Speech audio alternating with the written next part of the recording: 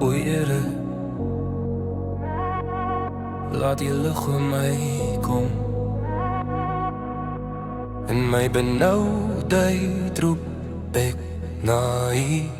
As ek roep, verhoor my, o God van my geregtigheid. In benauwdheid het U vir my ruimte gemaak. Wees my genadig en hoor my gebed.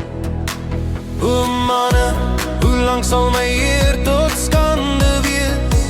Hoe lang sal julle die nietigheid lief hê, die leuen soek? Maar ek weet U is naby. U sien my, U hoor my, elke sug. U het my afgesonder. U roep my by my naam terug. Here, verhef oor my, die lig van U aangesig.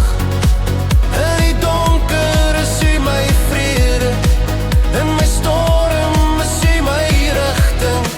U gee groter vrugte in my hart, as al die wêreld se oorvloed saam. U laat my veilig woon. U alleen, o Heer, U alleen.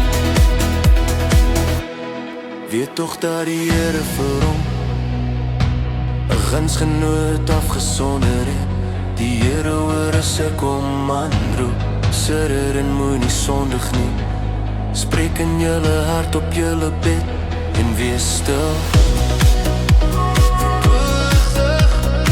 Lig van U aangesig, lig van U aangesig. Sagte sintplog, diep bas, groot pad. Stadige opbou, dan harde drop met 'n dansbare ritme. Offer anders van gerechtigheid en vertrou op die Here. Baie sê, wie sal ons die goeie laat sien? Maar U verhef oor ons, die lig van U aangesig. O Here, Here, verhef oor my, die lig van U aangesig. U vul my hart met vrede, U vul my siel met lig. U gee groter vrugte in my hart, as wanneer hulle koring en hulle mos oorvloedig is. U laat my in vrede rus. U alleen, o Heer, U alleen. Ek wil in vrede gaan lê en meteens aan die slaap raak, want U, o Here,